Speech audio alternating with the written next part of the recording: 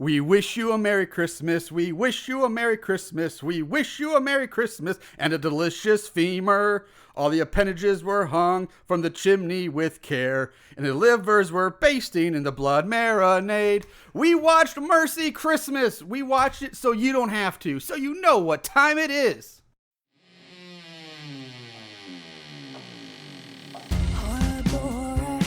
So bad and scary. Splitting up is never okay. Plot, who needs it? Don't turn on the lights. Cars don't ever start, but that's alright. Running upstairs instead of out the door. Good acting, what do we need that for? Horrible horror, so bad and scary. Enjoy the show.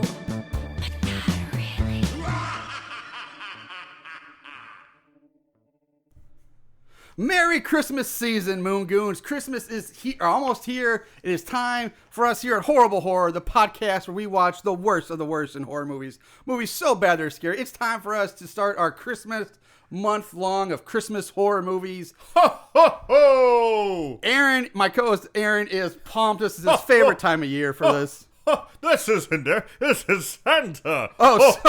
Sorry. You dumb bastard. I forgot. Aaron, he stepped out. Santa's in here for Aaron today. Yeah, it's Santa. Aaron, where did Santa go? It's Santa, Aaron. How's it going?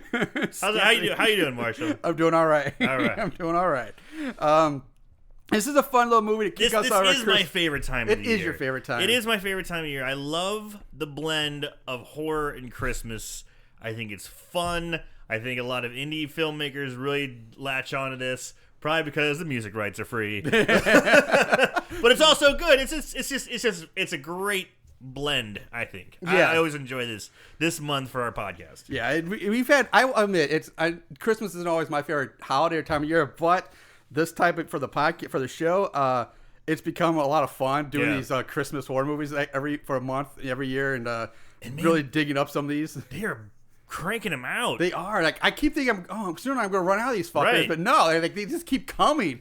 And like, holy shit. And I'm really excited about this year's crop of Christmas horror movies that we picked out for the show this year. We got a blizzard coming. Yeah. We're starting off with a Mercy Christmas, which was released. Mercy Christmas. Mercy Christmas, which was released on November 28th of 2017. So just last year. Yeah, about a year old. So nice and recent. Yeah, it's written by Beth Levy Nelson and Ryan Nelson. It was directed by Ryan Nelson as well. You can find this gem on Amazon, Google Play, and YouTube. I'm sure it's the YouTube pay. I don't think this one's on What's that, free YouTube Red? Yeah, Red. But it's Prime. It's on Prime. If you have Amazon Prime. YouTube Red to me just sounds like it's like YouTube porn. Like, I know. I guess it's because Red is associated with red light districts. Choose red? Because that just makes you think one red light district and Yeah, he's trying to say red light districts and stuff like that. Just seems like porn. YouTube porn. People's privates become red and inflamed with all the blood that's coming. They're just engorged. Engorged with blood. Yeah, it's like YouTube. Like, do you like? I don't know, like Movie Pass or YouTube, something else in red. If I'm not mistaken, isn't there a porn site, a streaming, like a free porn? It's called RedTube. I think, I'm sure there is. Yeah, there is. So when you have YouTube Red, it's just like I think there's RedTube, PornTube, and everybody knows Pornhub and YouPorn. YouPorn. Yeah. Anyway, I get off on a weird. Yeah, I know. So let's keep going about porn. Yeah, let's bring it back. So the cast is a lot of indie actors, a lot of unknown. They're working actors, but they haven't done a whole lot like mainstream stuff or big budget things that you're really going to recognize these people in. But the three people I'm going to mention are first I'm going to bring up Gwen Van Dam, who plays Granny. She's got 115 credits. She's definitely the most experienced and the most I would say maybe recognizable because she's like this old woman, like, oh, I've seen her here and there and stuff. She has that look. She's old as dirt. Yeah. So she's been working a long time. Yeah. She's like 115 credits. She was in the movies Star Trek Generations, Burlesque, the TV shows The Orville, Workaholics, The League, and then way back on Who's the Boss and TJ Hooker as well. A bunch of other stuff. Yeah. And now I can't verify this for 100% true, but it is on her page. She is credited for being an uncredited sanitarium nurse in the original 1978 Halloween. So she was supposedly in that as a nurse, I guess in the background somewhere. Next, we're going to mention Steve Hubble, who plays our lead character, Michael Brisket. He's only got 3 credits as an actor, but he works in the industry a lot because apparently he's 13 credits under the category of camera and electrical department, in which he's worked on some big budget, big name stuff. He did Date Night with the Steve Carell, Tina Fey movie a few years back. Yeah. The third edition of the Ben Stiller movie, the Little Fockers. He did that one, which I can't believe they still tried to. Then he was Terminator Sarah Connor Chronicles, that TV show. Sarah Connor. And he worked on the Avengers, like the Avengers. Oh, nice. Yeah. So the first Avengers. The first movies. Avengers, Nice. not the crappy like Uma Thurman, Sean Connery, or whatever that weird British. Ray Fiennes. Man, Ray nice callback there. Everyone kind of forgot about that. Like, I was so pissed because I was like, when I was a kid, I was like, Avengers, like, oh, Avengers, awesome, and I rented them, what the fuck is this shit? Like, where the hell's Captain America and Thor and all? Who's this Brit carrying around a fucking umbrella and a bowler hat? Like, what? I was so pissed. I was so pissed. Can't believe you fell for that. That's pretty bad, man. I was like fucking kid. I mean, I wasn't that, but I was still like, how dare you call something the Avengers and then not? But did you not read the box? Yes, I read the. Did I read the box? Obviously not. Maybe not. I don't remember. I always remember that, like, how dare you call a movie the Avengers and not be like the Avengers? I guess it was some other based on like some old British TV show or something that was also called Avengers. But yeah, as a kid, that was a mind fuck. That pissed me off. And lastly, I'm going to mention our Casey O'Keefe, who plays Cindy. She's got 30 credits for her name, but really nothing I've ever heard of. The only thing that she was in a Disturbed music video for the song "The Vengeful One" briefly. Other than that, but that's about it. But I will say she's beautiful though. Anything Disturbed related, you're like, ooh, yeah. That's the only mainstream thing on her resume that I could think somebody out there has at least heard of the band Disturbed. So I'm like, as opposed to saying, oh yeah, she was in this itty bitty teeny movie that no one's ever heard of. But so I'm like, okay, that's the one mainstream thing I could find to throw out there. It does not take away the fact that you have a stiffy for the Disturbed. Yes, I do like the band, but that's not why I'm doing it. That's not why I listed it. Anyway, let's unwrap this delicious Christmas film. Feast. Feast, yes. Let's say feast. Christmas feast. Christmas feast. So we open on a white, blood-covered wall, and our main character, Michael Brisket, pops up on screen, screaming for help and crying. Roll the title card in the opening credits, and boom, right into it right there. But then we go back in time 2 days, where we see Michael hard at work at his office during his office Christmas party, because he's the one who is like, everybody else is partying. He's like, nope, gotta get this done, gotta get the work done. Yeah, I mean, there's a party going on. I like the shot because they're following this guy walking down this long hallway. Yeah. And people are partying, lampshades on the head. Yeah. Christmas time is in the air. You know, it's a full-on office party. But there our guy, Michael Brisket, is in there just working away. Yes, he is. And this is where we meet his younger, more handsome, way more successful boss, Andy Robillard. Andy now has become a little bit impressed by Michael's speedy work on this like accounting project or whatever it is they do here. And he's like, hey, you actually did. I'm impressed. You actually did this fast. He's busting his ass to finish it all before the holidays end. He wants to show off his skills. Yeah. And instead of partying, he's working his tail off and he gets it all done. He's like, wow. Yeah. So Mike invites Andy to his Christmas party, but Andy Creek's like, blows him off. He's like, whatever. Like, you're so far below me. Like, come on. I love it. Andy then tells Michael that he wants him to work on this new big project that's coming up. But it turns out that means Michael now has to work on and through the Christmas holiday. Yeah. He needs it by the 26th. Yes. In order to finish it. First thing in the morning on the 26th. Correct. So, because he has to have for this big meeting that he has that day. So now we cut to this empty bar where we meet Catherine, the bartender, who is a real bah humbug. She hates Christmas. She's pouring shots for her drunk friend at the bar, and who, along with some passed out old man in the back, are the only ones in the bar. So there's 3 people in this bar. Who has some sweet reindeers? I don't know. What's a good Christmas euphemism for titties? Her friend's got some Christmas nice big hams? boobs. Christmas hams? Christmas hams? Christmas. That's weird. yams aren't really Christmassy, I don't think. Her ornaments were hung in her bra with care. Yeah, her ornaments. Okay. I don't know. But she's got nice boobs. All right. And she's drunk. She's got a Santa hat drunk, on. yeah. She's having a great time. Yeah, and she's like, oh my God, I'm going to be sick. So Catherine rushed up from behind the bar, like, you get your ass to the bathroom because I'm not cleaning up your puke. But as soon as she's in, the friend's like, hey, you know what? I feel better. I'm great now. And that's when all of a sudden she just gets grabbed from behind, spun around, and they're just blam, Brutus just stabbed in the chest repeatedly. Boom, boom, boom, brutally, boom. like 5 or 6 times. It's rapid succession. The girl, Cindy's screaming. No, it's not Cindy. It's Catherine. Well, at yeah, first, she's like so stunned. She doesn't even scream at first. She's like, what the fuck? It's happened so fast. It's just, it's shocking. It is shocking because it comes out of nowhere. The friend falls to the floor dead, and this killer quickly grabs Catherine and starts choking her out.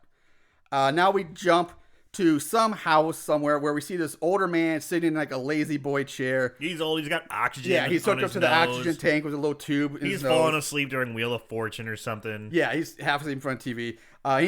He suddenly gets grabbed from behind, knocked out. And we cut to the attacker then dragging the old man's body under a blanket down an alleyway, which he then dumps in the back of a truck. Another jump now to a busy sidewalk where we meet Eddie, a street hustler type trying to scalp tickets for some event that's going on.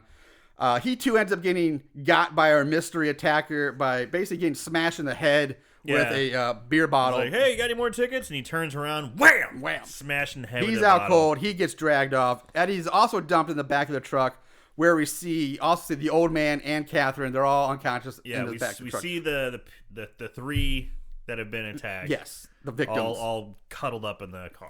All cuddled up. We cut back. Cuddled with care. Yes. We cut back to Michael, who has now fallen asleep at his desk. The party's pretty much winding down.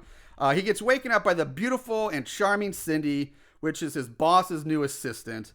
She gives Michael this giant binder filled with reports he has to go over and work on.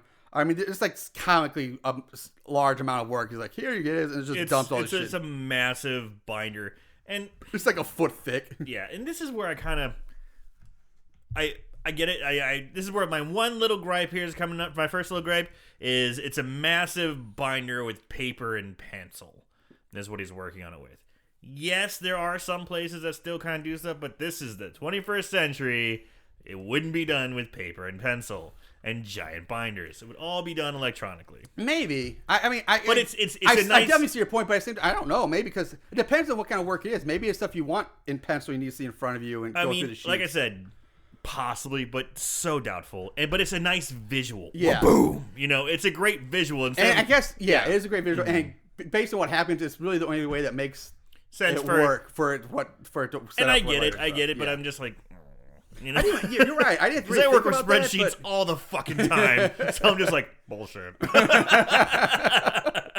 this project I'm working on right now would be about that fucking thick, but I'm just like, nope. It's called Excel, motherfucker. So, God, I'm so fucking old. Like Cindy's really she's a beautiful woman, blonde hair. She's really pretty, really nice, charming girl.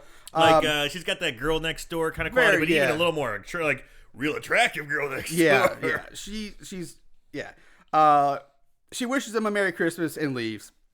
We now jump ahead to Christmas Eve night, if that makes sense. So the night of the 23rd. Just say that. Thank you. That actually makes more sense. Michael sits alone on his couch, sadly looking at his Christmas party invitation, which nobody showed up for. The place is kind of... It's small apartment. It's small, and you can tell like he's not... He put a little bit of effort into it. Like he's got eggnog out. He's got a fruit cake. Like just the shitty white folk kind of like Christmas from the 50s. Yeah. That he's like applying to try to get to a 2017, 2018 crowd. Yeah. But, he's just... yeah. Oh, poor me. No one came. Exactly. And that's when the doorbell buzzes. He answers the door, and there's Cindy. Oh, and he lights up, and she's like, hey, she wants to know if she's late for the party. He stumbles over his words a bit, but eventually, of course, he invites her in, and she tells him that she found the invite on somebody's desk and just assumed it was open on the boss's desk. Was it? I thought it was just somebody's desk. I saw it on Andy's desk. Whatever. Yeah, sir. So I thought everyone could come. Yeah, it was open to everyone. So they sit on the couch. They're drinking their eggnog and making awkward small talk. Eventually, Cindy's like, "Hey, let's kick it up a notch," and they just by spiking the eggnog, so they add the little rum or whatever in there. Time passes. The two of them are deep in conversation, bonding over shared likes, and overall just really kind of hitting it off. Just they're striking up a good friendship, a good relationship here. And I know we've probably already commented on it, but Mike is a very meek, small, like just no confidence, zero. Yeah, confidence he's not small whatsoever. man, but yeah, no, he's a big beefy guy, very but shy. He has a very small personality, very shy, very not confident whatsoever. Like the guy who would, it's that weird kind of guy that's big that would cower in a fight. You can already tell he's a fucking pushover. Yeah, that's a good way to put it. He's been a pushover his whole life, but it's like he's got the girl and he doesn't know how to act, and he's doing his best. It's kind of cute, but it's a cute scene. I mean, it's done well. So after a bit, Cindy suggests that they do the not very secret Santa exchange. And so they unwrap some gifts, and she unwraps the gift that Michael hands her, which turns out to be just a boring, mundane white power strip. I fucking laughed out loud. At that part, like, because it seems like the shit that kind of guy would give. Yeah. And he goes, "I wanted to get something practical." Yes, that's exactly what he said. I wanted to get something practical. He goes, "That's pretty solid." Like if I got that at like a small gathering or something, I'd be like, "It's pretty good." Yeah, I will use this. Yeah, I will use this in some way, shape, or form. Like you never have enough of them. You always need them somewhere. You always fucking need them. I'm very jealous of the one you have here. Yes, thank you. Very cool with lights and everything. Yeah, and it's got two USB plugins on the side, and it's a pretty swazzy little. Stop showing off, Marshall. Yeah, all right. Thanks. Or let me put that on. I'll just put that little nugget in your head for Christmas. For Christmas. Yeah, Aaron likes your power strip, Marshall. Yeah, your Christmas is already taken care of. Is it a power strip?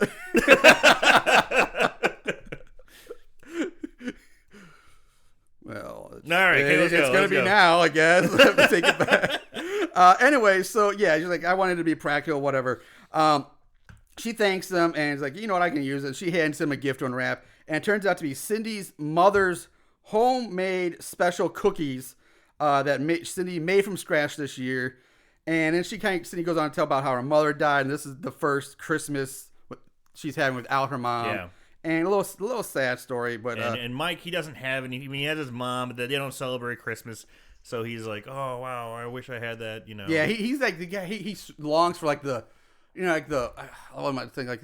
Wonderful Life, like Christmas. So he wants that 1950s traditional family. Norman Rockwell painting, kind of just the perfect quote unquote American Christmas. Yeah, he pines for that. That's like his dream. Like that's what he wants. Yeah. Eventually, Cindy ends up leaving, saying that she had a wonderful time, but she comes back to invite Michael to her family Christmas. He agrees, of course, and tells her that I have this work. I have to bring my work with me, but I'll come. And she's like, great. And he's like, I'll pick you up in the morning, 10 o'clock. She leaves. Next day, Christmas Eve, Cindy picks up Michael, and off they go. And they're singing Christmas carols as they drive. Laughing all the way. They arrive at her father's house, where we meet the rest of her family. The father, Abe, grandmother, Ruth, which from here on everybody just calls Granny. One of her brothers, Bart, along Philip, who her father invited for old time's sake. Cindy is not real thrilled to see Philip. She is not. Who is kind of an interesting character. He's totally in love with Cindy, but she's wants nothing to do with him. And he thinks he's part of the family, but Bart's like, no, you're not. Everybody treats him, you're not part of the family. But it's like, why is he here? He's here because apparently his dad, the dad, Abe, loves this guy. Really likes this guy. Thinks he'd be good for the. We don't really know where. I think you kind of get a clue that he's trying to hook the two up, and she's not having it. Yeah, that's what I get too. But we don't really get a whole lot of backstory on where Philip comes from. But he's just kind of an interesting character in this mix of. He's a little effeminate too. He is. He has a little bit. But he's got a pure heart on. He does. His heart on is pure. His pure Cindy heart on. But his wrist is limp. So she introduces Michael. Abe says, "Hey, we're happy to have you for dinner." Next, we get some shots of Michael just beaming with happiness as he looks at family pictures in the hallway. And the house is decorated. The tree's up. The stockings are hung. There's candles. I mean, it's got a great. This is exactly what he's been pining for. Perfect. He even says, "Perfect family, meet Michael Brisky." This is it. This is what I've been wanting. They all sit down for lunch. Now, I will say this is weird. I know, I get it's for the movie and they had to take, space out over time, but I found this weird that maybe, I don't know if any families would do this. Like, I know families get together for Christmas morning maybe, or maybe like a Christmas dinner for extended family, but I've never seen a family do a big family meal for lunch on Christmas Eve, then dinner on Christmas Eve, and then celebrate like on Christmas Day as well. Like they have like 3 or 4 large family meals for Christmas. Maybe that should be a clue to something. Why? That is yeah, kind of strange. I don't know, but it still is like, it's just weird. Like, what other families do that? Like, that is a little weird. I wonder why they do that. You're really throwing me off here because I don't know what you're doing. I know where the movie goes, but I'm just saying in real life, does anybody actually have that many Christmas meals? Oh, well.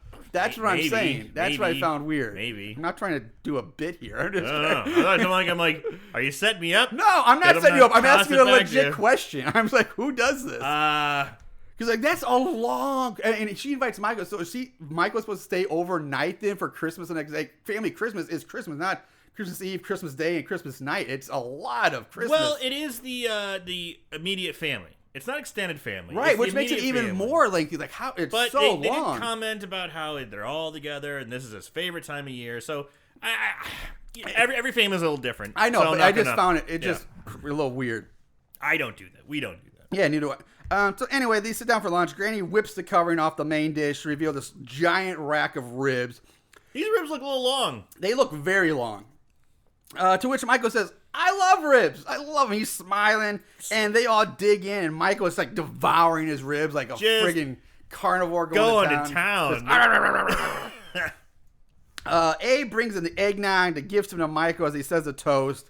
But Michael, too, wants to say a few words, and he graciously thanks him for having him. He ends it with, it's good to be here with good people and good food. And then he hears a voice he recognizes coming from behind him, and he turns around to see his boss, Andy.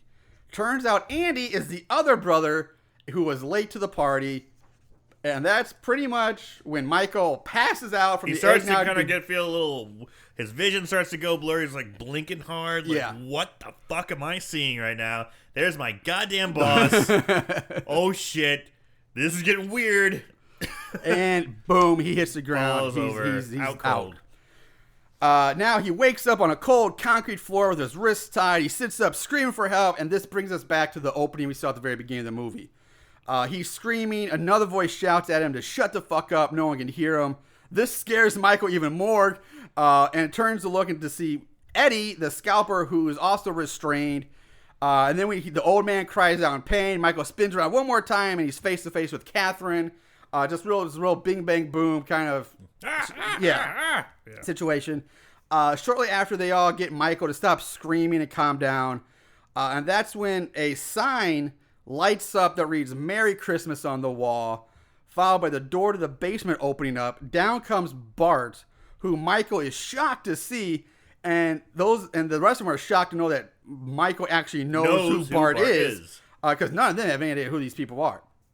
And Bart is a big burly guy. Big burly guy, big beard, very like long hair. He looks like a mountain man. Very mountain-esque. Yeah, mountain man-esque. Very opposite. Very opposite of Andy and the rest of the family. But still, like, he kind of fits a little bit. But I mean, he's definitely got a big burly, tough guy. Yes. So Bart uses an electric carving knife to cut the ropes that are holding the old man. He drags the old man behind the blood-covered plastic sheeting that's hanging from the ceiling that blocks off the other half of the basement. And once the old man is outside behind the plastic sheeting, we start hearing the horrible sounds of the old man just getting butchered and mutilated. Yeah, you hear your saws chopping, accompanied by the old man screaming in pain and terror. Like squish. Yeah, noises. It's pretty great. The other three are freaking the fuck out this time. And Michael suddenly gets grabbed from behind by his boss, by Andy, who tells Michael they need him to come with him, and he drags Michael away. We cut to Michael sitting in a chair in the kitchen, wrapped in Christmas lights. Heavily wrapped in Christmas lights. Using Christmas lights like duct tape or rope or something like that. He's begging with Andy, who tells him to shut up, and that they have a bit of a dilemma here. And Andy goes on to say they have Christmas dinner, which Michael is obviously a part of, but he also needs his report on quantum something or other broken down for him for his upcoming meeting. Abe comes in telling Andy that he's missing the game, and Lee's like, "Hey, you're missing the game. Get in here." The family who is like absolutely perfect, absolutely wonderful, is keeping people in the basement and chopping them to pieces. Yes. Holding Andy, or probably not Andy, Michael. holding Michael hostage, but still acting like a wonderful Yeah, family. and that's what. Okay, let's explain this now, because I know I'm going to get to this at some point in my notes. This movie is. Part of it's going to be hard to kind of describe how good this movie is and like how the really good moments of humor, because it's not necessarily in the words, it's very subtle. It's in the way that people are acting, the way they talk, and like the visuals you see. Because it's something like your nice uncle would come by, "Hey man, the game's on, let's go watch it." Yeah. You know, it's, "Come on, I want you, this first half's over, we got to watch the game." Yeah. You know, but deep down, yeah, they're all freaking horrible cannibals, right? And they're eating people. But they talk and have carry on these conversations like it's just nothing to it. Like it's just so like it's a good normal, Christmas gathering, which I love because it's very wholesome. It is. It's very wholesome in a cannibal way, but I loved it. I loved it so much because so many other times you see cannibal families in movies like Texas Chainsaw or like the Wrong Turn series. Every time you see cannibals, almost all the time, it's always crazy mutants or like crazy wags, like screaming and demented. And these guys are just the perfect family, the perfect neighbors, the people you would want living next door to you. Right. And it's such a neat, nice contrast to what we normally get with these type of families and situations. So basically, Andy then wraps some more Christmas lights around brisket, then uses a food skinner, peeler, whatever you want to call it, to cut off like the plastic tubing or wrapping around the wires up that for the lights, which he then attaches the exposed wires to Michael and tucks him like down his shirt collar, kind of like on his neck near his collarbone. Yeah. Andy goes on to say that he knows this is not an ideal working environment and that Michael is distracted, but not to worry, he's come up with a way to keep Michael focused. And we see that Andy grab the white power strip that he gave to Cindy last night, flips on the on switch, and the strings of lights that are wrapped around Michael turn on, and we hear a small buzzing, electrifying sound as the exposed wires electrocute Michael. Michael flips the switch on and off several times, shocking Michael over and over again, just to make his point. And I love the way it's done. It's so great. It's not overdone. No. That's what's so good about it, is because the lights come on, you hear a slight hum. Yeah. A little weird buzz, not too loud, because every time you hear an electrocution, it's like, wow, wow, way overdone. Yeah. And he's not shaking like an idiot. He's actually doing what would really happen, kind of freezing up is and you thinking. lock up and maybe kind of move a little bit, but you kind of... Yeah, it's not like crazy. You don't go, you don't do that. Yeah, exactly. You just kind of lock up, and maybe your body will, like your muscles will kind of move a little Your bit. muscle spasm, but Yeah, you're yeah. not gonna flail around. I love thought it. It was so well done. It is. It's really well done. So Andy wheels Michael out of the dining room out of the kitchen to the dining room table, sets him up to work. He's like, "Hey, lefty, righty, what hand do you need to work with?" And he's like, "All right." He's like, "Right." He's like, "All right, gotcha." At this point, he's like, "All right, cool. Now here you go. Here's your Slaps pencil." him on the back. Like, here you go. Here's your pencil. Get to work. He's like, "If you need anything at all, I'll be close by." Andy then goes into the living room, joins his family, where they're again having a casual conversation, Watching the basketball game. talking about season tickets and watching the game on TV. As Andy extends an extension cord to join the group. Yeah, and during this, Andy occasionally just randomly kind of shocks Michael just here and there, just haphazardly just shock to keep him working. And then after some more comically casual family time passes, Granny comes in, orders them to turn off the TV because it's time to go to church. Time to go to church. Cindy enters all dressed up, looking super hot. Cindy has a funny exchange with Granny about Granny's fur coat and how the places that make them are inhumane slaughterhouses. And what makes it even funny is because during this exchange, we see Michael in the background getting lit up as he's electrocuted on and off. He electrocuted. Hearing the sounds of Michael getting shocked, Cindy turns around, says, "I can't believe it. storms over to Michael. So, it's making this thing like, oh, she's going to help him. She's upset by this. Maybe who knows what's going to happen. But instead, she's pissed off that someone got a drop of blood on the white tablecloth. That she just set half an hour ago. Which she says, I could just kill someone. And all the family gather around Michael, who's like, looks up at them, like, look in confusion and terror at the same time. And again, the family, this is one of the best scenes. Like, it's just such a great scene. Because the family just is gathered around Michael and this table. They're having a casual talk about the blood stain. And like, oh no, we'll put it in the wash later. It's no big deal. And none of the family members are even paying attention to Mike. They don't even notice him. Like, he's not even there. He's not even there. They don't even, like, this big, husky guy tied up in Christmas lights, sitting at their chair, sweating, obviously scared out of his mind, and they just pay no attention to him and just talk about washing the tablecloth when they get back. It's such a great scene, but it's so hard to do justice in this format because it's one of those things you really have to see it. It's really good. It's really good. So they all leave for church. Time passes. They throw Mike back down in the basement. Yeah, Mike's back in the basement screaming for help. Again, the others tell him to shut up.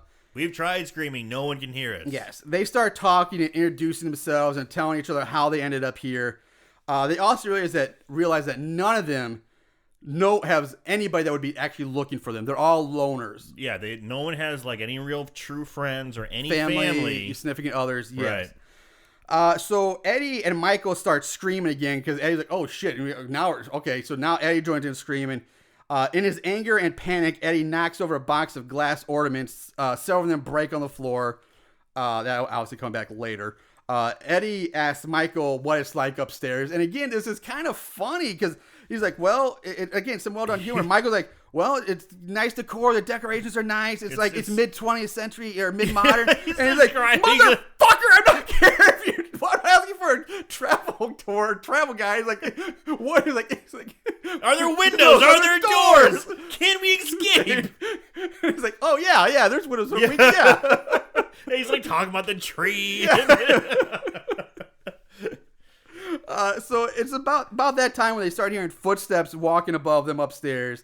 The Merry Christmas sign lights up again, and in comes Bart, this time with Abe, still having a conversation about the basketball game, foul shots, talking about overtime. How they, like, the old man, like the dad snuck out to act like he was going to go pee so he could listen to the end of the game. It's like, banter you'd have with your dad or uncle or something like that. Yeah, he's like, I snuck out during the sermon to catch the game, blah, blah, blah. Abe ends up talking about his dead wife and like, oh, God rest her soul, and she was so great, and blah, blah, blah. Which then Eddie chimes in saying, and calls the dead wife a fucking bitch, which is not the right thing to say to a family of cannibals that are keeping you tied up in the basement. That drew their ire. That did. Abe and Bart give him a death stare and then drag him behind the plastic sheeting and strap him to a metal table. That was a really good moment. Yeah. Because he's so lighthearted, but then that scene where he gives him that you see, the actor did a great job. I thought he looked fucking like pissed, but not like crazy. He looked evil. Yeah. He did a good job of looking evil. Yeah, that's a great way. Yeah, I agree with that. Oh, fuck. He really is a fucking evil cannibal. So they strap Eddie to this metal table. The whole time Eddie's fighting to get free, cursing them and their whole family. He even taunts Bart, telling him to fight like a man and untie him, and that they better kill him now or he's going to, They shove a rag in his mouth to shut him up. Bart gags Eddie. Then Abe and Bart go back to... And then once he's gagged, they go right back to talking about basketball in a calm, cool, collected manner. They're taking their shirts off. They're putting on aprons. Yeah. And then they start talking like, hey, what pieces do we need? What do we need? And like... I think we need like legs or something for this next dish. Mm-hmm. So like, oh, okay, so we'll take the legs. And so Bart pulls out this giant meat cleaver and starts hacking into Eddie's leg. Abe is like, here you go, hands him these guys. He starts hacking. He's screaming through the muffles. The people on the other side of the sheet, are screaming. They're like, terrified. They're terrified. And he's like, whoa. Hey, protect your eyes. Yeah. He gives some goggles. Like these goggles so he doesn't get blood in his eyes. And then they go right back, hacking him up and talking about basketball while they cut Eddie's legs off. Eddie's screaming out in agony. Once Bart cuts through one of Eddie's legs, Abe takes an iron and cauterizes the bloody stumps of his leg. Like a clothing iron. Yeah. He did see him turn it on. And he did the test. Yeah. So he cauterizes his leg. Then That's when Michael suddenly gets grabbed by Andy and taken back upstairs to continue working on his reports. Michael asks Andy why they're doing this to them, and all he gets in return is some more electroshocks.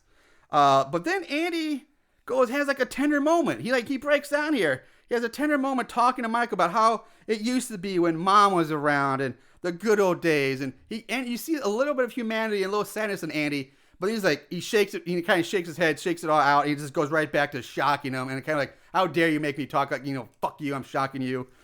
So then Cindy and Philip enter as Andy steps away, he leaves. And Cindy's laying into Philip about how he's just in the way and they're never going to be a couple. Just leave him alone. Leave her alone. This Philip guy is really trying. Oh, yeah, he trying. is.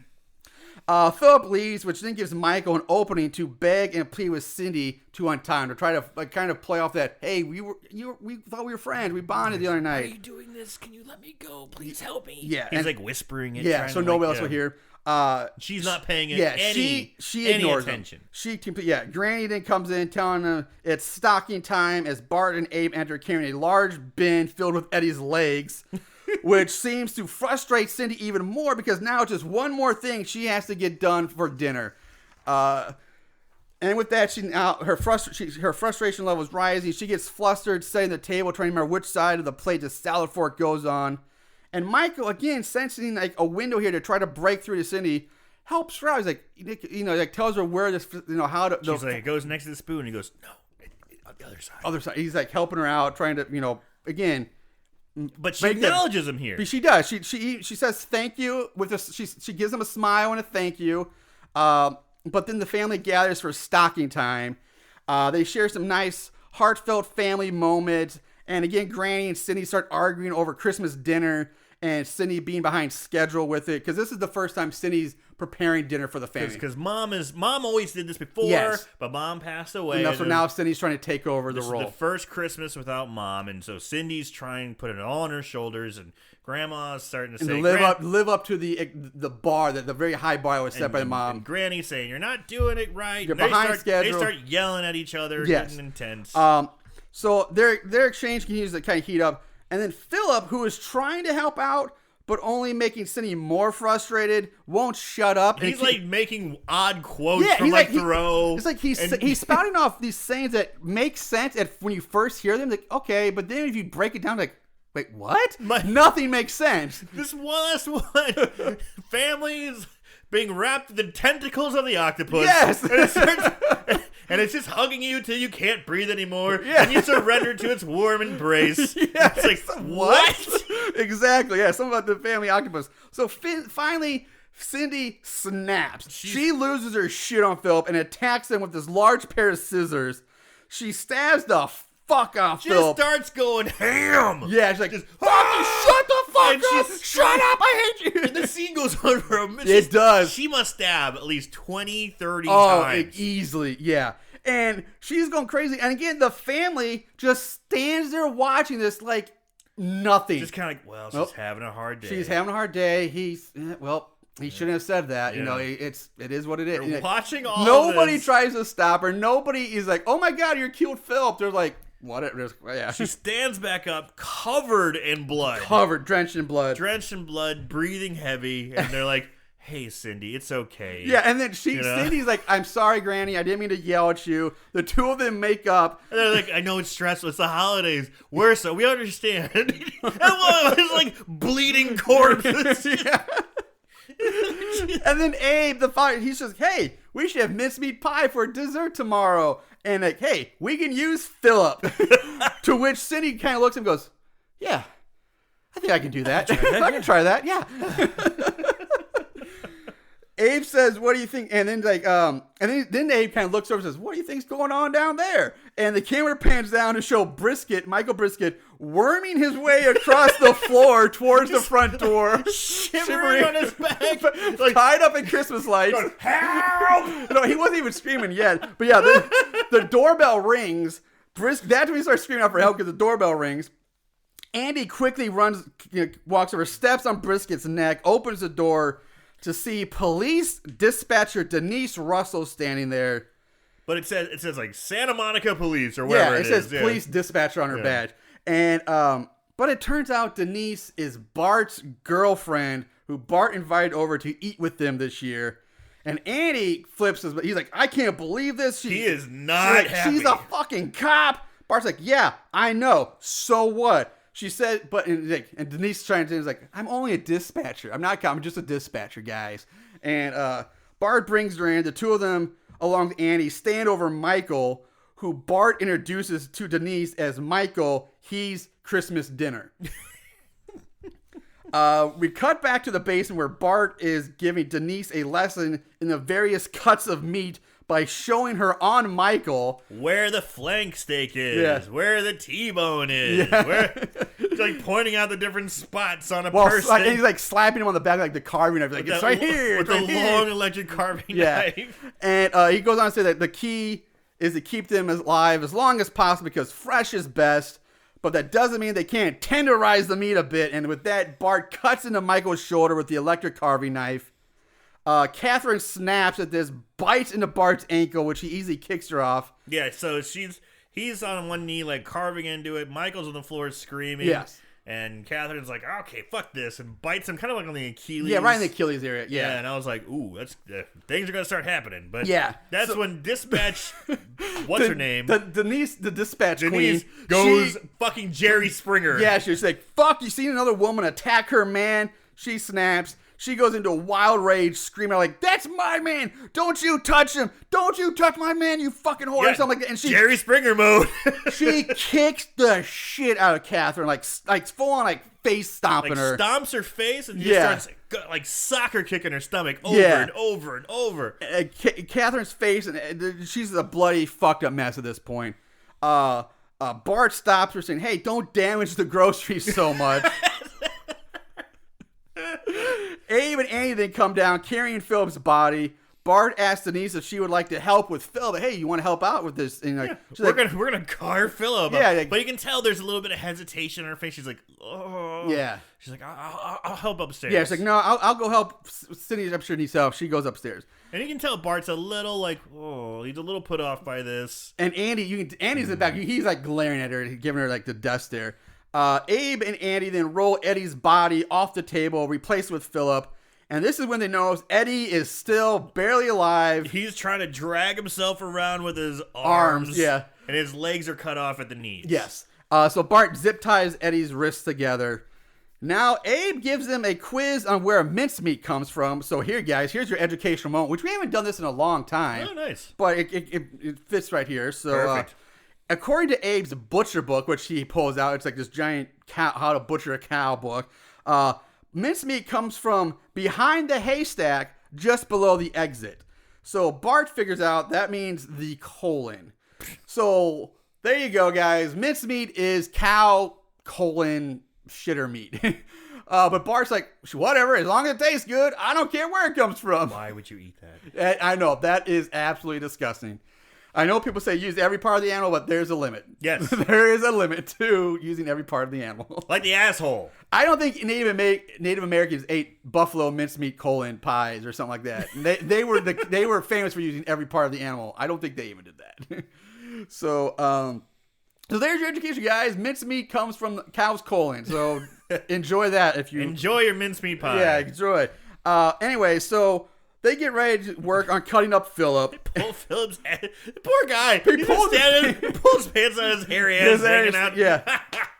Abe notices Eddie trying to crawl away. So Abe leaves to go after Eddie, leaving Andy alone with Bart to grill him about his girlfriend. He really starts laying into Bart. Andy doesn't think it's safe to have her here, or that she just won't keep her mouth shut about all of this. They go back and forth. They got a lot of tension. Yeah. And they argue. They're arguing back and forth about Denise while Bart's cutting up Philip's ass with the knife. Upstairs, Cindy and Granny are giving Denise cooking tips while they continue to prepare dinner. More time passes. We cut to Michael and Catherine in the basement. There was a scene that we missed where Abe was choking Edward. Oh, yeah. He's about to choking. kill him. He's strangling him, about to kill him. He's Yeah. about to die. And Bart goes, "Oh, Dad, don't kill him because we need him for the Rocky Mountain oysters." Yes. And he goes, "Oh, thanks." Yes, that's right. Thank you. If you don't know what Rocky Mountain oysters are, they are testicles. Yes. They are deep fried balls. There you go. I forgot about that. So one. fucking good. Yeah, so when great. I heard again, I was like, "Oh fuck, it's fucking brilliant!" It's like, "Oh, we can still use them." So more time passes. Like I said, Catherine wakes up. She's still alive. They talk, her and Michael. She says to Michael, "Look, whatever it is that he, being Andy, wants you to finish, don't do it. Don't give Andy the satisfaction." At this point, Eddie crawls his way up to them, moaning in pain. Upstairs, the family is gathered around the dining room table, ready to eat. Abe leads the family in saying grace, after which Andy insists that Denise be served first. It's intense. It is. It's very intense here. So Bart cuts into Eddie's delicious-looking cooked leg. And I'm sorry, this thing looks delicious. Like, I would even eat this thing. It's got like a nice glaze on it. It's got like the little slice of pineapple on it. Yeah. It looks absolutely delicious. Looks good. Yeah. Except for the toes. That part The toes, yeah. The fact that you can see the foot toes. still on there. Yeah, that's the problem when you see the Yeah, when you see toes, the on, toes there. on there. But seriously, man, that slab of meat looks amazingly good. Like, I would eat that. It's like a smoked ring on It there looks too. so rich Oh, in flavor. man. Yeah, it's great. What was I saying? Bart cuts off a piece. So Bart's looking around and he's like, because he's kind of like, he's trying to stick over Denise. This is first dinner. You don't have to if you don't want to. Right, But they're but like, he no, she does. Yes, and then Bart's looking Andy's around- like, Andy's very adamant. She has to do it. And Yeah, he's so looking around Bart's the table. family, and the family's kind of the like, family's kind of looking at him like, we kind of agree with him. This is the test. Yeah, you know? exactly. Yeah.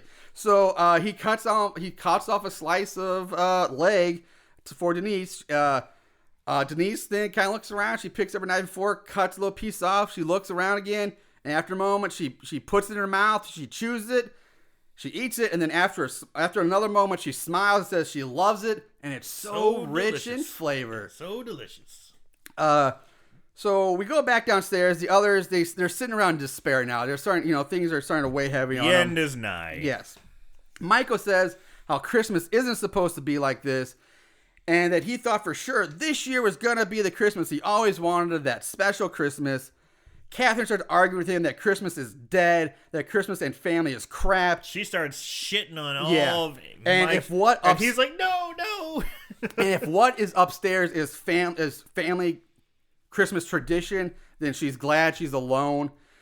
This leads to her sob story about not having anyone and how both of them are the turkey in this year's Christmas dinner. They cry a bit and then bond over some bad Christmas joke that Catherine tells. Catherine sees that Mike's defeated, and she's like, fuck. Yeah. Why go out? Basically, I think she had a moment like, why go out like this? Let's at least, have him, a laugh. kind of, realizes that she's breaking this guy too much. Yeah, she tells him the joke that her friend told her at the bar before she was killed. Upstairs, Bart announces to the family that he and Denise are getting married now. Yay! Cindy toasts them, welcomes her to the family. Some time passes. Abe pulls Andy outside to the back patio where he talks. Andy looks fucking pissed. Oh, Andy is about to blow a gasket. I gotta give the actor credit, man. He does a good job of acting. All the actors do a great job in this. The acting is really pretty spot on, pretty phenomenal especially for a bunch of people you've never really seen or heard of, right? And who have very limited experience. They all do. It's really a good job by everybody across the board. It's pretty tight. So yeah, they're outside. Abe's talking to Andy about relaxing on Denise a bit, and Abe tells him about how Andy's mother was once an outsider too, but she embraced the family. The family brought her in. Andy still refuses to buy into. I don't believe it. She's a cop. I don't care. This is horrible. But what if one day she decides to grow, that bitch decides to grow a conscience, and everything he's worked for will be destroyed? And Abe's like, hey, I want to be a grandfather someday. I want to play with little kiddies. Yeah. The family and the traditions need to go on. Yeah, he's like, the family has to go on, man. I mean, this is life. If we want to keep the tradition going, keep it going, this is what has to happen. Yes. Andy is still livid. Yeah. So Andy, he goes back down to get Brisket for him to get back to work, but now Brisket refuses to finish the job.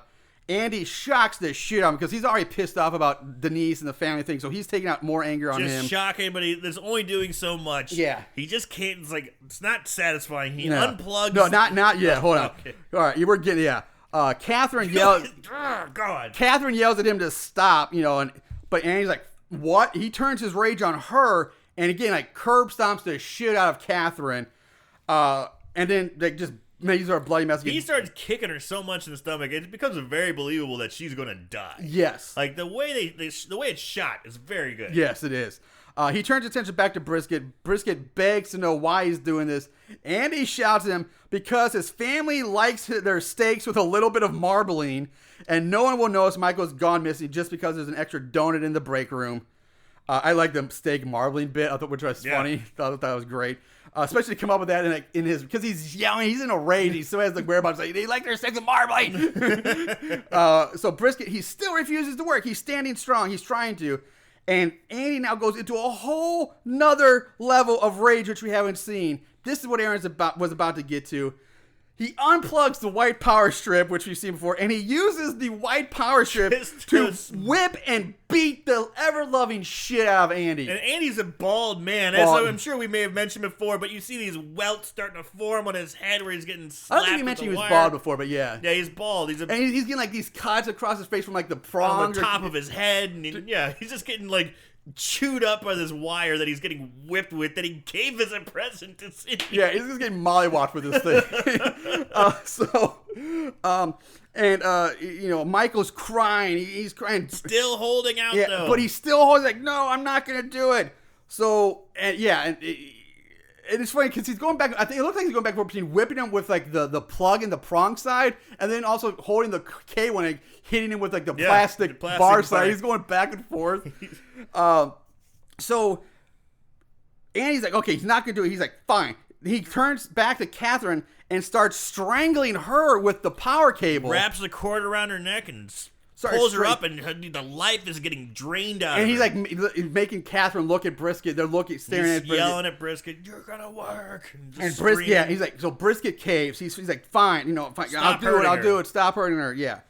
So more time passes now. Bedtime rolls around. Abe he's in his room. He's kneeling by his bed. He's saying a prayer to his dead wife. And again, it's like a touching scene. It really is. It's a touching scene. It's like, oh, honey, I miss you. He's got a picture of his wife, like a full framed photo of his wife. Like an 8x10, yeah. He's praying to her in heaven, talking about how it's great to see Andy and Cindy working together to bring the whole Christmas is here. The whole family's here. It's wonderful. And yeah. Bart's getting married. And I just want to be the first to tell you. Oh, I miss you so much. It's like a heart, like, aw, poor really old guy. And then outside, a group of Christmas carolers is singing Christmas carols as we see shots like the family members sleeping peacefully throughout the house. All snugged in their beds, all comfortable and cozy. Except for Andy, who is sitting up, shocking Michael as he makes him work on his report. He's sitting, his sleeves are rolled up. Yeah. He looks a little disheveled. He's got a bottle of whiskey next to the eggnog. And he's got the power strip and he's like, click, click, click, just shocking Andy. Turning it on, turning it off, turning it on, turning it off. It's Mike Brisket. He's getting shot to shit. As beautiful hymns are being, or Christmas carols are being sung outside. Yeah. The next morning, Denise wakes up on the couch next to a snoring Bart. She sees Andy passed out in a nearby chair holding a knife. In the basement, Michael wakes up surprised to see Eddie is still alive and using a broken ornament to cut his bonds. It's like, so that came back. Eddie frees himself and scoots over to help Brisket, but Brisket tells him to help Catherine first, who is a bloody, broken mess of a woman at this point. So he grabs Betty and rolls her over. Betty? What's her name? Catherine. I said Betty. I don't know. Grabs Catherine, turns her over, and she's like, "Oh!" Which is, I thought was great. Yeah. Yeah. They're trying to help her, but Catherine's like, "No, listen, you guys leave me here. You have to go. You're my best chance of getting out of here because I can't go anywhere. I can't move. You guys have to go." So we cut. God, from here on out, the movie is even more awesome. And it gets pretty awesome. And it's going to be super hard to describe this visually because it's so insane and ridiculous and awesome at the same time. And there's so much humor in the visuals that it's a wild ride that's awesome. So we cut to Michael crawling out of the basement door. He's on his hands and he's crawling out of the basement with Eddie strapped to his back with Christmas lights. Like Chewbacca hauling a broken C-3PO. Perfect. Yes, it's exactly what it is. He's strapped onto his back like a fucking backpack. Yeah, we're tied up with Christmas lights, And Eddie has armed himself with the iron Abe used to singe his bloody stumps. So now Denise gets up, gathers her stuff, and is about to leave when Cindy offers her some coffee. They talk in the kitchen while Michael and Eddie are hiding in the pantry closet. During this conversation, Denise says, it must be such a big job getting the holidays together, which Cindy says, yeah, sometimes it feels like torture, but I'm actually loving it. And the two of them, finish their coffee, they leave the kitchen. Michael and Eddie exit the pantry, head for the front door. I do love that scene because the whole time Eddie is like, he's livid. He's like, Eddie is hilarious. He wants to kill them so bad. He's a small, half a man. He's just a ball of rage. Yeah, he wants, and Michael's like, shut up, because he's just, and he's like, open the door, bitch, open the door. He wants to kill someone so bad. So bad. Where was I? The two of them, Cindy and Denise leave the kitchen, which leaves Michael and Eddie to exit the pantry and head for the front door. And Michael's crawling the whole time. Yeah, he's crawling this whole time on his hands and knees. With Eddie strapped to his back. Holding an iron, looking around like upside down. With Christmas lights. It's so crazy looking. It's so bonkers and ridiculous. You have to see it. It's so really appreciate it. I love also the outfit because Michael is wearing like a nice Christmas sweater vest with a tie. Yeah, sweater vest, tie, white shirt. But he's still kind of bloody from getting the sun on. Yeah. It's so weird. So they're on their way to the front door, but they're forced to hide under the dining room table as Granny comes out to get the mail, which is weird because it's Christmas. There shouldn't be mail, but anyway. And then Cindy comes in, and they go back into the kitchen. So now Eddie starts treating Michael like a fucking horse. He's like swatting him on the ass and trying to get him to go. He's like, no, he's scared. He's like, starts slapping him on the butt. On the butt to get him to move. So they move towards the door again, but now Denise comes back in the room, dressed, ready to leave. She stops by the door, takes one last look at a still sleeping Bart and Andy, then exits the house. We see her cross the street, get into her car. She's about to start it up when she gets a call from Bart on her cell phone. They talk like, I love you. Oh, I miss you. Bye. Okay, whatever. She hangs up, and as soon as she hangs up her cell phone, Eddie pops up from behind her and from the backseat and beats the living shit out of her with the iron. Just starts going ballistic. I mean, wham. He's screaming at her, you ate my legs! Fuck you! Fuck Bart! Fuck this family! And he is going to town. He's gone into a full-on blood rage. Blood spraying everywhere. He's smashing her over and over. He beats her to death to the point that Michael actually has to stop him from beating her, saying she's not even struggling anymore. Just stop it. You gotta stop it. And he's like, fuck that. Let me keep going. I'm not done. The two of them get out of the car. And I gotta say, I don't know how they shot, but I guess they did, but put wrapped green screen around Eddie's legs and took it out. But I gotta give props to Michael, the actor, because he's doing all this with a man tied to his back, getting in and out of cars, crawling on his hands and knees. Like, you think about that, that's pretty fucking impressive and tiring to do. Eddie's got to be about 160, 180 pounds. At least 180. And think about it, they probably done this take after take after take.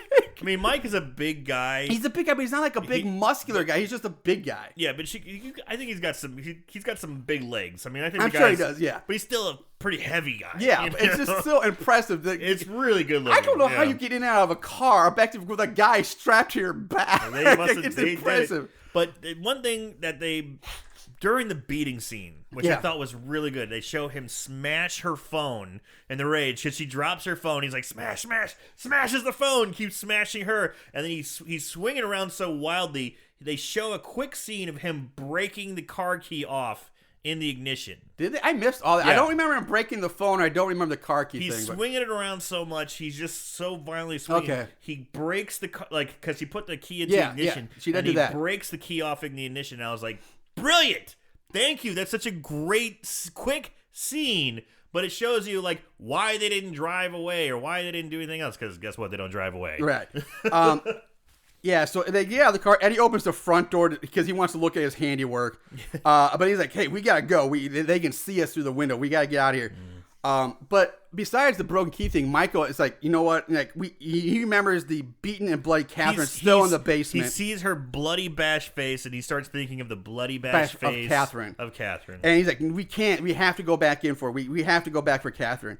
And Eddie's like, just go to any of these other houses and call for help. Just go to a house. But Michael tells him, how do you know that any of these others aren't just like this one? Now, I get Michael's point here. I get it, but I'm pretty sure the odds of being a second cannibal family on the same street as the first cannibal family are pretty astronomical. Right. Like, I'm like, yeah, let's just go to a house and call for help. Right. I mean, I'd take that chance. But anyway, they decide they go back in. Because Eddie's strapped to Michael, he can't really argue this. He's like, fine, I guess I'm going. I have no choice. But instead of getting pissed, he's like, fine, let's do it. Let's do it. He gets pumped back up. He pumps himself. He's like, let's do it. And he's ready to fight. And on the way back in, Michael grabs this hanging flower pot, throws it on the ground, and grabs like the metal post, the curved metal post he hang a flower pot on, and he arms himself with that. And inside, Cindy and Granny, they're doing laundry. Andy spills eggs or eggnog on Cindy, forcing her to take her top off so she can wash it. The doorbell rings. She's in her bra. She's in her bra and like pajama pants. Doorbell rings. Granny goes to the door to answer it. Meanwhile, Bart goes out back, and Andy has gone downstairs to get brisket. Granny opens the door and is face to face with an angry, out for blood Eddie. Eddie says, "Merry Christmas, bitch," and then just beats Granny in the face with the iron. And just smashes in their face with the iron, and I was like, oh, that's it. Nope. She takes one, and he just keeps going, wham! This poor old lady. Like 85, 90-year-old woman just getting bludgeoned with an iron in the face. Smashed in the face with an iron. So Granny finally goes down. Michael and Eddie enter the house. Michael gives Granny one last hit to the head with his hook. Before he does, he says, sorry, and then whack, whacks her. Like I said, now, it's already been crazy, but from here, it really ramps up even more. It gets even crazier and more wild we're going to do our best, but it's going to be so hard to describe the absurdity of what's going on. Because we're watching Michael and Eddie fight the family while Eddie's strapped to Michael's back with Christmas lights. It's just insane. Abe enters wanting to know what all the racket is and instantly gets hit in the face by Michael, who screams in surprise, not expecting Abe to pop up so suddenly. He's like, ah! And just instinctively whacks Abe in the face with the hook. Abe goes crashing into the Christmas tree, which topples on top of him, pinning him to the floor. Michael stands over Abe, who's, like I said, pinned on the tree. Looking down at him, he says, "I'm sorry," and then bashes Abe in the face with the hook, and he starts beating him over and over again. He just kind of shakes, like, Abe kind of shakes his head, and Michael looks and goes, No, yeah, he starts crying. He's trying like, I'm sorry, and he's crying more. But then, as he starts seeing, like, the crying turns to anger. And the realization that he's about to be eaten. These people are going to eat him. He's got a guy on his back who's been his legs chopped off. Like, yeah. He's got a girl downstairs who's been beaten half to death who's going to be eaten too. Yes. Fuck this, I've been tortured the whole time doing paperwork on Christmas. Ah! He's like, I'm not sorry. He's just, again, beating Abe to death with this metal hook, flower pot hook. Like I said, the more Brisket beats on Abe, the more his crying turns to anger. Then Eddie joins in. Eddie starts egging him on. He's like, yeah, fuck that. You're not sorry. Fuck this guy. Fuck him up. Kill him. Yeah. So it's just, it's so funny. It's great. Once Abe is dead, now this music kicks in as Eddie starts yelling out, fuck yeah, who's next? And this music's going, which really is perfect. It adds so much to the scene, but it's very, very short because as quickly as it comes on, it stops. As Andy, Cindy, and Bart, all three enter the room. Cindy looks totally shocked to see Michael and Eddie like up and about. Bart looks pissed off, and Andy, who was dragging Catherine's body, drops Catherine's limp body, also has the giant binder, slams the giant report binder down, saying, and shouting at Michael like, we still have work to do! That's when Eddie whips out Denise's blood-covered cell phone, throws it at Bart as best he can from it, and over the back. Yeah, just like an awkward angle. This awkward angle. Throws it at Bart saying, recognize this, you motherfucker? Now Cindy sees her father and Granny dead. She screams in rage and terror as Bart and Andy rush Michael and Eddie. The fight scene that ensues is just awesome and ridiculous. I cannot do it justice to describe this. Because Eddie is strapped to Michael's back, and they're each fighting off one of the brothers on each side of them. Yes. Cindy's screaming for Andy and Bart to kill them. As we see a bloody Catherine stand up behind Cindy. She says the scene that Daddy's dead, bitch. Cindy turns to Catherine, screams that I'm going to kill you, and charges Catherine and tackles her like Ray Lewis into the kitchen. Or you could also say maybe she spears her like Roman Reigns or Charlotte Flair. Or if you want to go back a little further, maybe even like Edge. But she just takes her into the kitchen. My favorite was Rhino. I thought the Rhino gore, had the best spear. You're or right. Gore. Well, you're right. I was going with the spear, which was technically was Roman Reigns, Charlotte Flair, Edge, and probably a few other people. But yeah, technically the gore was Rhino. But it's a spear, but it's technically called the gore. Correct. So it didn't come to mind off the top of my head. But if we want to keep it, bring it back to the family. On our first Christmas, we did do Santa's Sleigh, starring Bill Goldberg, who did the spear. Best spear. Thank you for bringing that up. Yes, the Goldberg spear. Yes, high five that one. All right. Go back and listen to it, Moongoons. It's a great episode. All in the Christmas spirit, but she tackles her down, and they're wrestling around the kitchen. Yeah, tackles into the kitchen. Michael and Eddie are now starting to get overpowered by the other two. So Michael yells out, it's fucking hilarious. It's like they've all planned out. Michael's down to Eddie, unplug! So the two of them, like Eddie starts unplugging the Christmas lights that are plugged together. Like it's like a bullet vest or like a bandolier, like snap. He unplugs it, and then Eddie, which allows Eddie to somehow leap he leaps off of Michael's back onto Bart, and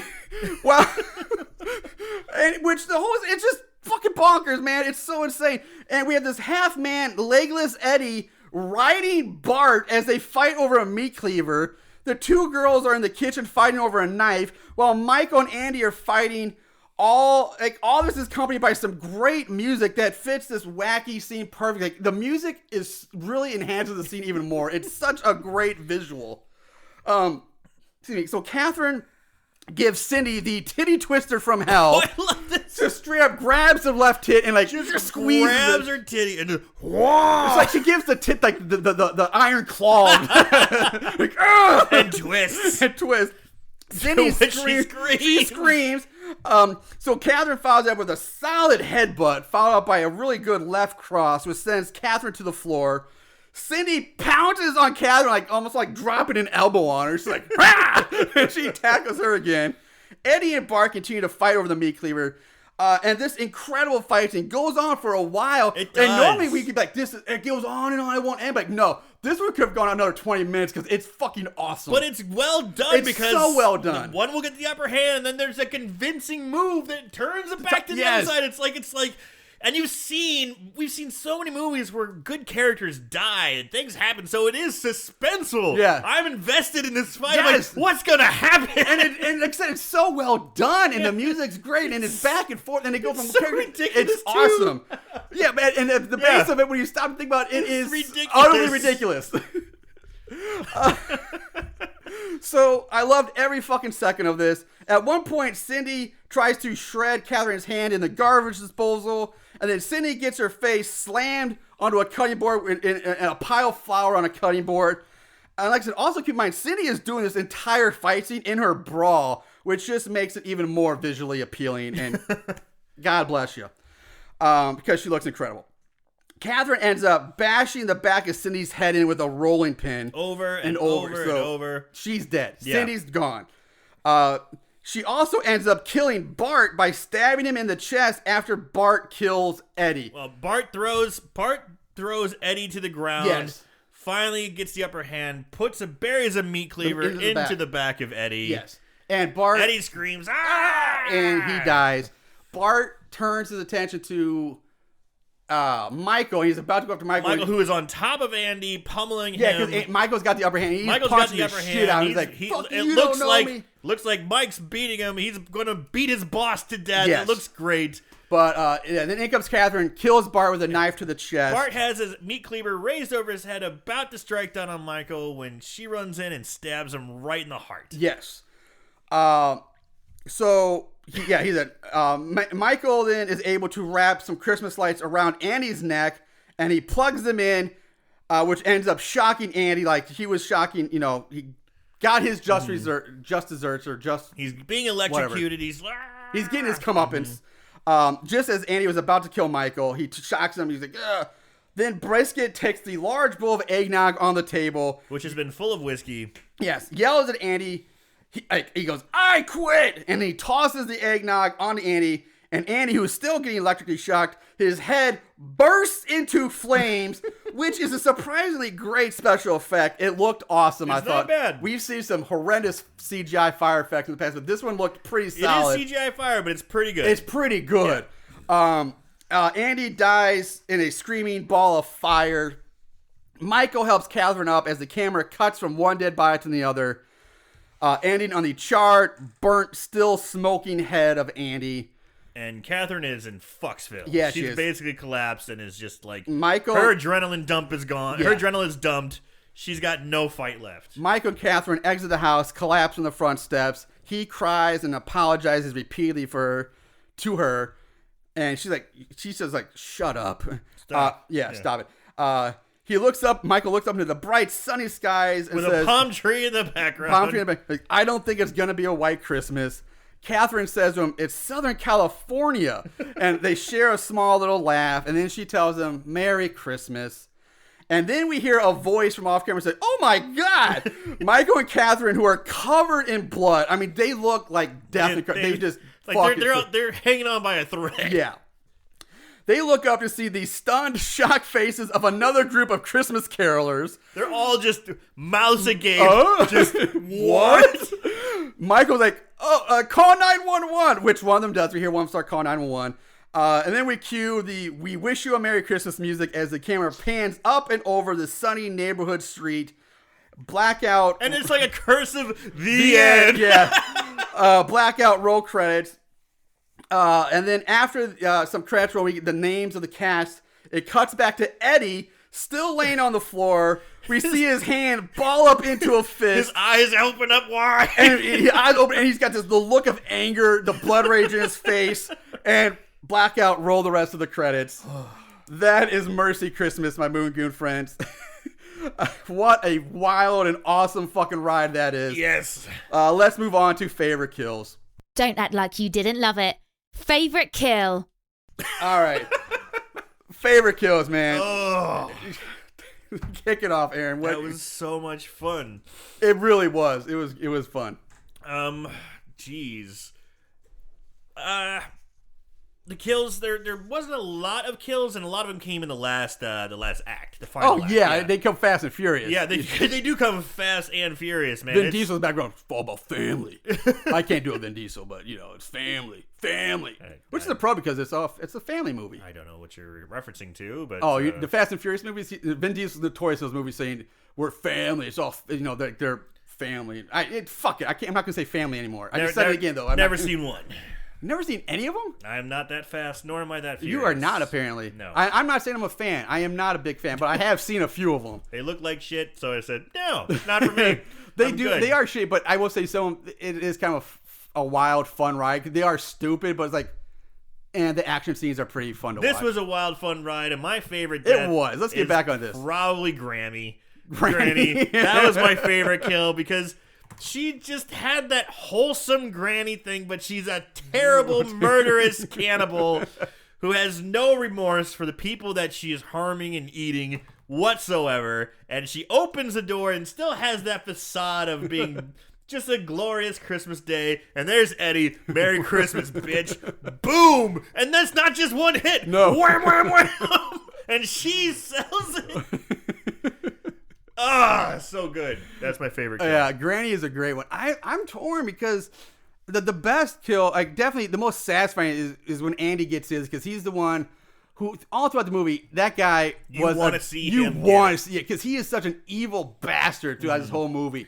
Not only is he keeping you hostage and torturing you, but he's making you work. He's your making boss. you work. Fuck that guy. Man, talk about like the worst. Yeah, but he does the way he acts in this movie. He does it so well. And he's not even he's such an asshole to Brisket, but he's also a dick to his family. because it's like Bart's getting married. He's like, really ridiculous, but he's like, you can tell he respects his family, he respects his father, he loves his sister, but he's still Bart. a prick. He is He's so still a prick. He's got these. He's like the rich millionaire CEO prick boss guy. You see, like but yeah. So I don't know. Like I'm torn between Andy because he's definitely the most satisfying. But you're right. Granny's kill is just so entertaining. It's like whoa. It's just what the fuck. Very rarely do I like seeing an old grandmother be murdered. Yeah, and Denise in the car is good too. That is a good one. That's a great one. That's probably the most graphic. Yeah, man, I'm torn. I'm gonna say Granny's probably the favorite, but is one of the best. But I guess I'm gonna have to say Andy because he's the most satisfying. He's definitely the most satisfying, but maybe my favorite was Granny. It's one of those two. I'm torn. Flip a coin. I'll go. You gotta Andy. pick one. I know. I have to pick one. I'll go Andy. You're kind of militant about this, so I'm holding your feet to the fire here. I'll go Andy because it is the most satisfying when it finally happens, and to see his face erupt in the fire and all that, it was a good effect too. You guys electrocuted as well, so fuck it, Andy. I'm rambling on now. All right. Fuck it. All right. Let's move. Now it's time for the odds and ends, guys. Not only did they watch these films, they researched them too. Ugh, what is wrong with these guys? All right. Ratings. IMDb, 4.7 out of 10. Surprised by that. Thought it'd be higher. Rotten Tomatoes is not even on the site yet, which again, it's not brand new, but it's not. It's been around for a year, at least a year, but it's not even on the site, which again I'm surprised. And Amazon 3.6 out of 5. So I'm honestly thought they would be a little higher for this movie. I thought this would be a higher rated one.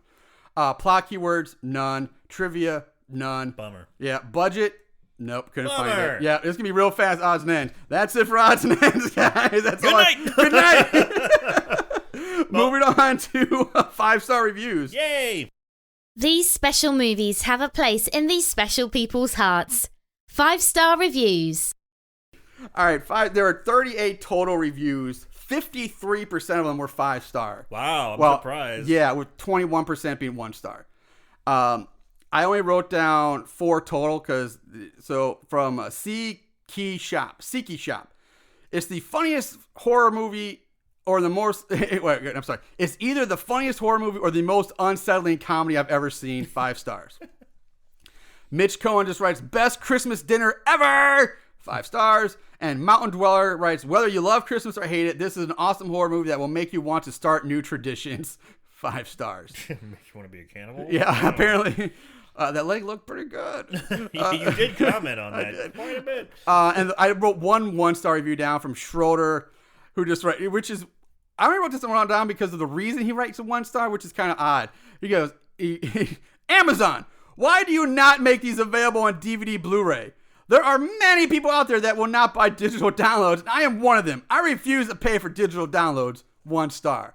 So he's not even complaining about the movie. He's complaining that he can't buy it on disc from Amazon. How is that Amazon's fault? Exactly. Like, how is that even the movie's fault? Don't give the movie 1 star because you're mad at Amazon or a distributor. Like, what's wrong with you, Schroeder? You're focusing your anger in the wrong direction, my friend. I mean, I hear you gripe, but you're shooting at the wrong person. Yeah, that's why I wrote. Like, that's so weird. Like, such an odd form. Like, what? Like, I don't think the people at Amazon are like reading the reviews on that. Like, oh, we better get this on. Anyway, that's that. Relatively a shorter episode for us than normal in the last few weeks of what have been. So, but let's wrap up this little Christmas gift. Aaron, go. So take it away. So bad it's good. Of course, yes. Obviously, I think we were talking about how much we enjoyed this film. I think I've been on record very often for liking movies that have a good blend of horror and humor. But this one takes it an extra step and has horror, humor, and heart. Because there is a few heartfelt moments. Like the moment of the meet cute between Cindy and Mike Brisket. Yeah. That's a decent scene. It really is. There's a good scene we talked about it, Abe the father praying about his lost mother. That's a touching scene. There's scenes where you kind of feel that the scene where Abe is talking to Andy outside about Bart getting married. That's a family scene that's actually well done that makes you like, I see his point, but I see his point too. It makes the villains relatable because people have those arguments all the time about somebody not liking He just the didn't brother's like- spouse or Exactly. girlfriend, people arguing. And I'm like, this has got the horror, the humor, and heart, which is perfect for a Christmas movie. What a fucking blend. Yeah. Holy crap. What a great, fun film. Yeah. The acting was well done. It was really well done. The on all levels of humor, horror, and heart, like I was talking about. I guess the one thing I would say that kind of was like, is the special effects weren't great. There was gory scenes, but a lot of off-screen kills. But you didn't need it. You didn't need it. It's not a slasher, so you didn't really need to see like the. But all that. I like that shit. Too. Yeah, I mean, I get it I like it too for hours, but that's. I'll let you finish. You didn't need it. It was fun. Yeah, I think I said it best. Great combination: heart, horror, humor. 3 Triple H's. Triple H. Triple H's. It's all about that game and It's how all you about play the it, game. and Yes. they did it great. Yes. Again, they played the game very well. So bad, it's great. 100% agree with you. This movie needs to be watched to fully appreciate it, and especially the awesome last 15, 20 minutes of that fight. It's incredible. Highly recommend everybody watch this movie. It's really good. But I will say, like you said, about the gore. Like, I didn't mind it because in this movie, I didn't really care about not having bloody gore effects because it didn't.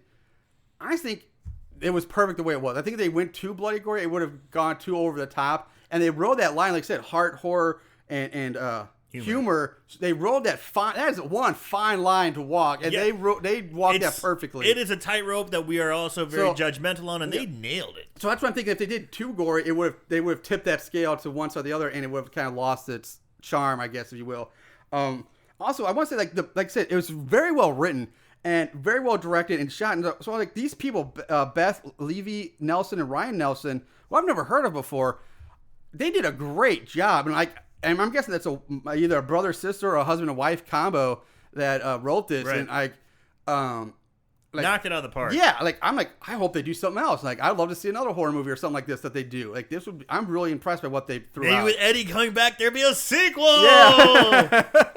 Michael's gonna. Yeah, no, I don't know. Eddie comes back on a bloody fucking rampage. But yeah, it was so good. I highly recommend it. It's an awesome, fun little movie. Really well done. You said the special effects were great, but again, I don't need it. Like, even the CGI fire was done well. We've seen shitty CGI fire, and that was not. And like bad. I said, that's a minor pick. I mean, we're critiquing films. I mean, this would be my one critique. Gotcha. You know, I mean, if I gotta give something, kind of they could have improved here. Like the perfect example is when they're carving up. Was it Simon or Jeffrey or whatever the douchebag? Philip. Thank you. When they're carving him up to make the mincemeat pie, it was. That part could have been gorier, I think, like something like that. It was pretty mild. Yeah, I can kind of see your point on that one. Or when they're smashing people and they're on the other side of the tarp, maybe splash some blood on this. Just little touches here and there. And again, this is a minor gripe. If there's anything to gripe about, still fantastic. Fantastic. I will say one thing I wanted to comment. Like, people, this is I would definitely also put this horror and / black comedy or dark comedy. Yeah, and that's one word that so many people, I don't think, really truly understand what a dark comedy really is. And this to me falls under that. Could be really considered dark comedy as well. People use that term too loosely for other things that aren't really dark comedy, but this fits that mold. But yeah, this movie, I'm not going to ramble anymore. You guys, we've all said it. So bad it's good. Do yourself a favor. Watch this movie this Christmas season. Get some eggnog. Yeah. Get your eggnog, get your work binders out. Get snuggled up, get the fire going by the stockings, hung with care, and enjoy Mercy Christmas. Put some ribs in the oven. Yeah. Christmas ribs. Yeah, maybe a mincemeat pie. Oh, God. Yes. So, yeah, that's going to do it for this week, guys. That wraps up week 1 of our Christmas. Christmas. See, Santa Claus has come back. I don't know where he was all this whole time, but I guess he was getting drunk. So yeah, all right, guys, we'll be back next week with another Christmas horror movie. In the meantime, watch more horror movies and remember to always keep it tight.